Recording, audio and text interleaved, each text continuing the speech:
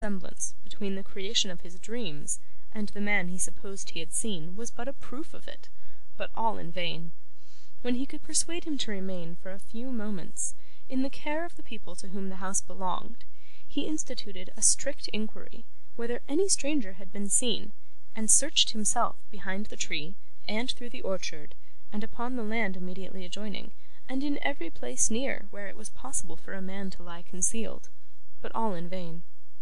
Satisfied that he was right in his original conjecture, he applied himself to calming the fears of Smike, which after some time he partially succeeded in doing, though not in removing the impression upon his mind, for he still declared, again and again, in the most solemn and fervid manner, that he had positively seen what he had described, and that nothing could ever remove his conviction of its reality.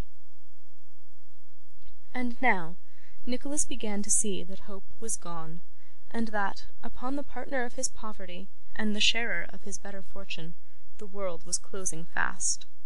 There was little pain, little uneasiness, but there was no rallying, no effort, no struggle for life. He was worn and wasted to the last degree. His voice had sunk so low that he could scarce be heard to speak. Nature was thoroughly exhausted, and he had lain him down to die.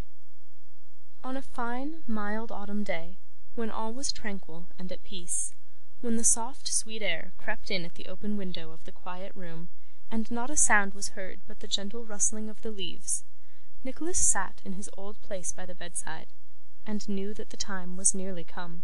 So very still it was, that every now and then he bent down his ear to listen for the breathing of him who lay asleep, as if to assure himself that life was still there, and that he had not fallen into that deep slumber from which on earth there is no waking. While he was thus employed, the closed eyes opened, and on the pale face there came a placid smile. 'That's well,' said Nicholas. 'The sleep has done you good.' 'I have had such pleasant dreams,' was the answer. 'Such pleasant, happy dreams.' 'Of what?' said Nicholas. The dying boy turned towards him, and putting his arm about his neck, made answer, 'I shall soon be there.' After a short silence, he spoke again. 'I am not afraid to die,' he said. 'I am quite contented. I almost think that if I could rise from this bed quite well, I would not wish to do so now. You have so often told me we shall meet again, so very often lately, and now I feel the truth of that so strongly, that I can even bear to part from you.' The trembling voice and tearful eye, and the closer grasp of the arm which accompanied these latter words, showed how they filled the speaker's heart, nor were there wanting indications of how deeply they had touched the heart of him to whom they were addressed. 'You say well,' returned Nicholas at length, 'and comfort me very much, dear fellow. Let me hear you say you are happy, if you can.' 'I must tell you something first. I should not have a secret from you. You would not blame me at a time like this, I know.' 'I blame you!' exclaimed Nicholas. 'I am sure you would not. You asked me why I was so changed, and sat so much alone. Shall I tell you why?' 'Not if it pains you,' said Nicholas. 'I only asked that I might make you happier, if I could.' 'I know. I felt that at the time.' He drew his friend closer to him. 'You will forgive me. I could not help it, but though I would have died to make her happy, it broke my heart to see. I know he loves her dearly. Oh, who could find that out so soon as I?' The words which followed were feeble and faintly uttered, and broken by long pauses, but from them Nicholas learnt, for the first time, that the dying boy, with all the ardour of a nature concentrated on one absorbing, hopeless, secret passion, loved his sister Kate.